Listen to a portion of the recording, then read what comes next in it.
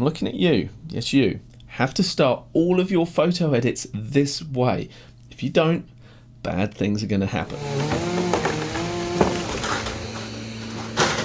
Basically, there's a correct way to set our photo edits up for success, and if we get this right, all of the extra creativity that we want to throw at our photo edit, that is just going to build on that solid foundation of photographic excellence. So I'm going to break this down, I'm going to explain it so it's super simple for you, so even if you're just getting started with photo editing, you're going to understand it, be able to use it, and it is so powerful that if you get it right, you may not need to do anything else to your photos. Alright, sounds good, right? So let's load Luminar Neo and take a look at the Develop Raw tool.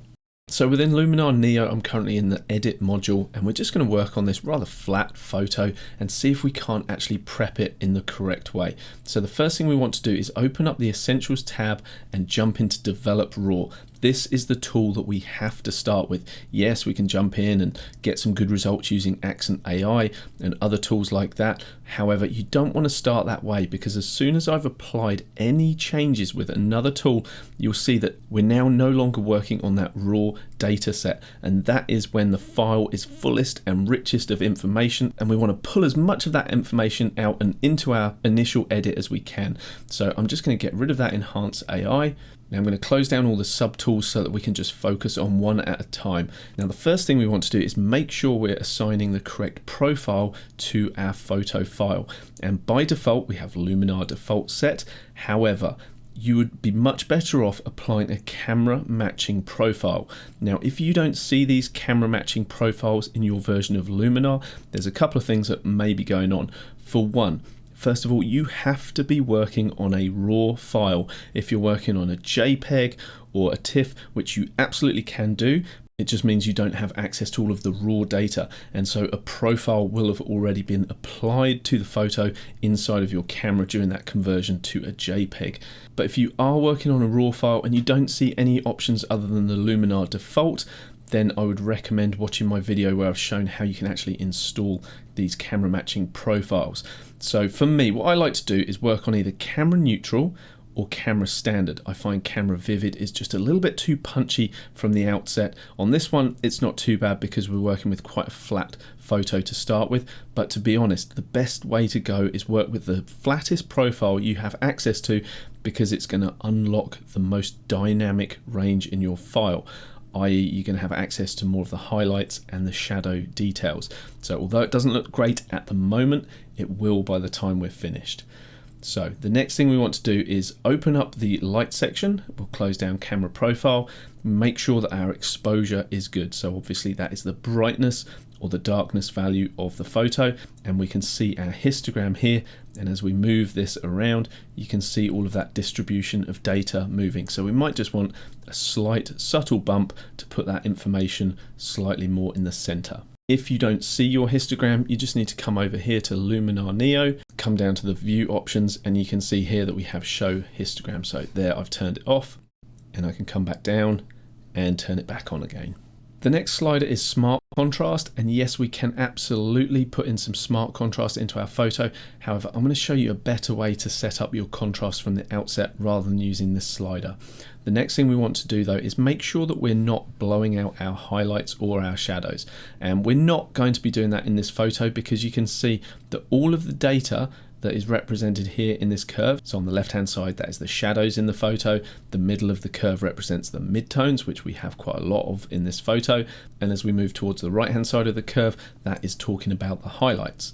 So we can see that we haven't lost any data in this photo, but let's say that your photo looked more like this and it was completely overexposed. We can see that we're bleaching out the clouds here and we're losing a lot of information. If you had a lot of highlights like that, that is where you'd want to be grabbing this slider and pulling it back and trying to recover those highlights. And that's what you're able to do much more effectively with a RAW file than if you're trying to do it with a JPEG. If your JPEG looks like this to start with, you're never going to bring back that data. It just doesn't exist in the photo in the first place. The same goes for any crushed out blacks. We'd be able to bring back information in the shadows with a RAW file, but not so with a JPEG.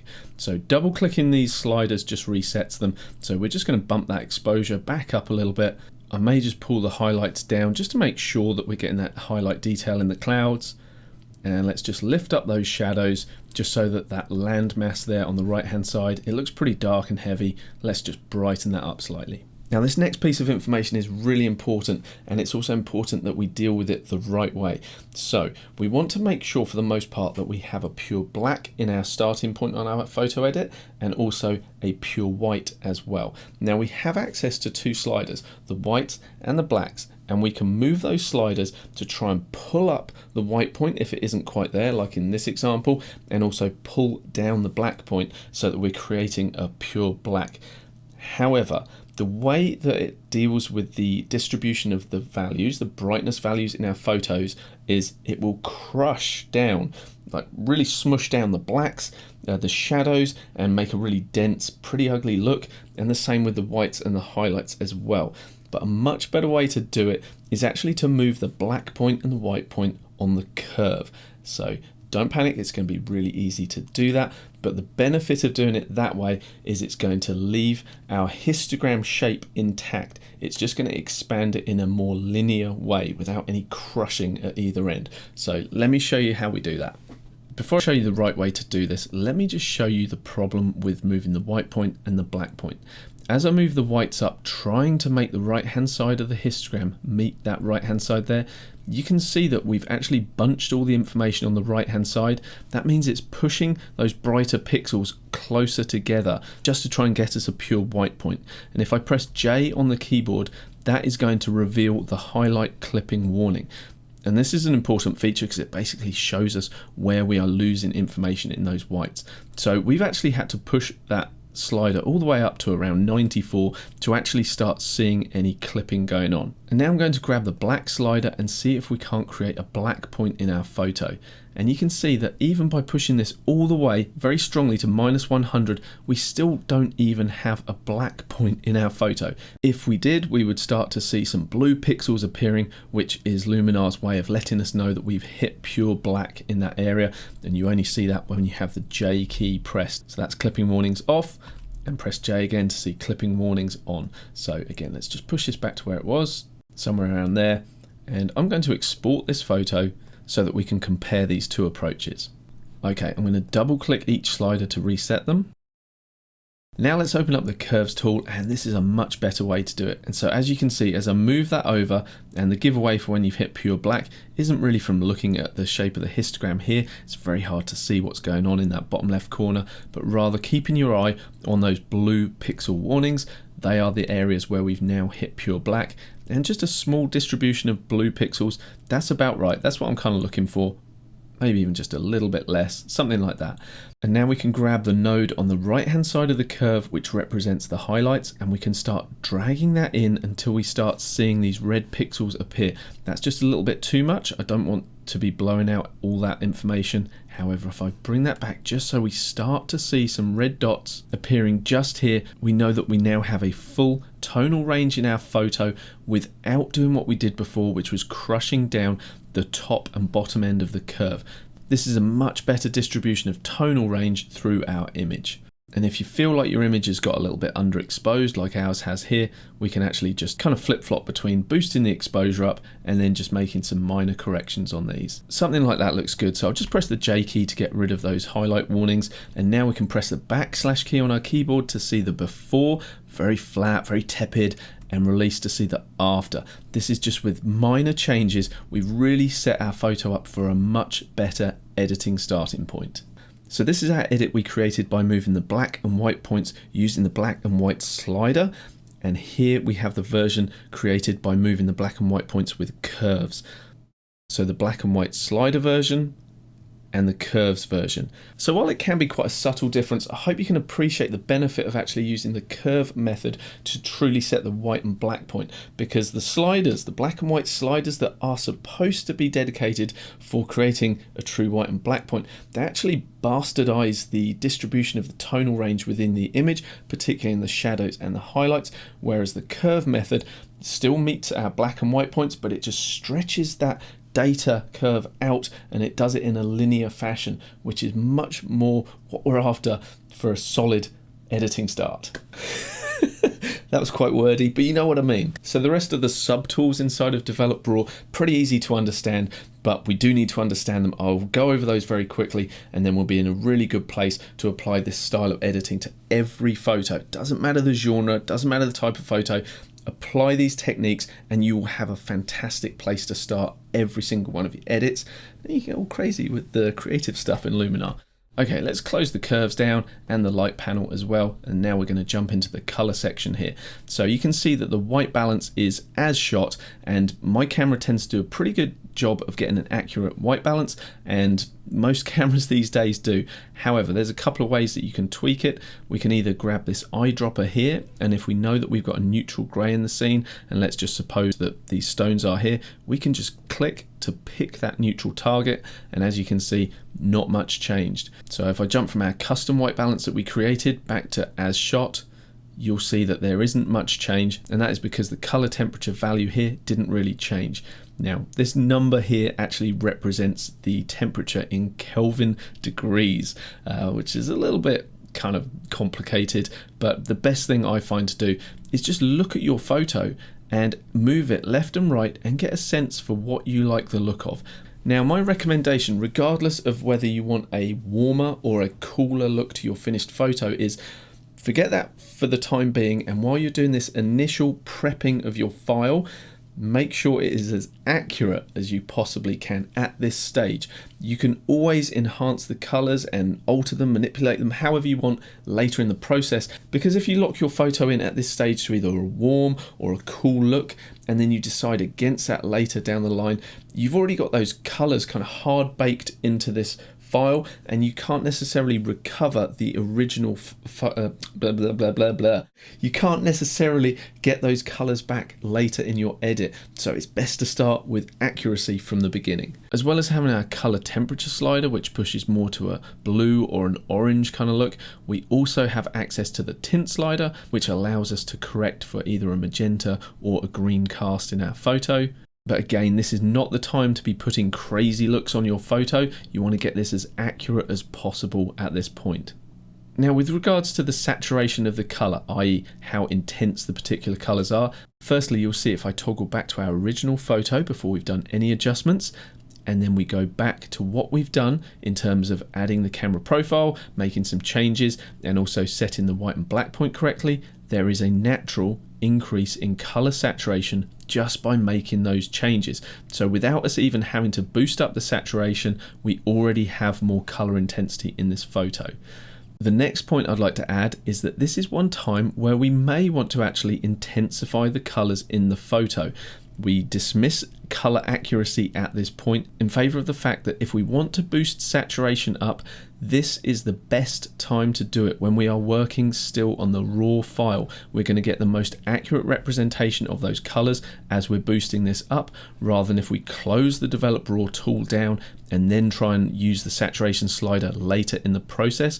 This is the time when we have access to the most data in our photo file, so it's worthwhile just boosting that saturation up, not too heavy, maybe around sort of 25 or something depending on your photo, because it's easy to later on just desaturate those colors if you want to, rather than trying to push in the correct color when you no longer have access to this raw data. So a slight bump in saturation isn't a bad thing at this point. Okay, let's move on to setting the sharpness. So we'll close down the color tab, jump into sharpness, and for setting the right sharpness, we need to zoom in so that we can see our photo at a 1:1 ratio. So I actually really like Luminar's default sharpening. It actually does a really good job. I'm not a big fan of pushing this too heavy. We can also add more sharpening at the end of our processing, because if we start pushing this too far and we increase the radius, you'll see that we start to get halos around objects, and that really isn't a good look. And as I zoom into 200%, you'll see that that edge there, that is only going to get intensified if we add extra tools. So for example, if I'd been that aggressive with my sharpening and then I came in and added some structure AI, you know, let's go really insane with this. It's boosting up the details in the photos, but now because we've created this false sharpened edge, it's also intensifying that as well. So look at before and after, that is certainly not what we want. So as we throw that away, let's jump back into sharpness and do this in a more refined way. So somewhere around that midpoint tends to be good for me. And I'm not a fan of setting the radius too high. 50 is the default, but that may even be a little bit too much as well. Like I say, we can always add more sharpening at the end of the process. This isn't the point where we need to pull out every shred of sharpness in our photo. Now, before we jump into noise reduction, I'm just going to jump into the catalog. And as I do, you can see on the right hand side an edit I've already done on this photo in preparation for another video coming up. But the thing I wanted to show you is that here we're dealing with a photo with an ISO of 64. So that is a very low ISO setting. That means that we're going to have the minimal amount of noise that my camera sensor could capture. But let's say you're dealing with higher ISO settings, the luminosity noise reduction is a really good slider for dealing with that. But the thing you need to be mindful of is if you push that too high, everything kind of gets smeared together, you lose that photographic quality and things start to look a bit more painterly, which may be a nice creative effect you want to put on your photos, but you don't want to do that at this point in the edit. We're currently priming our image for optimum quality.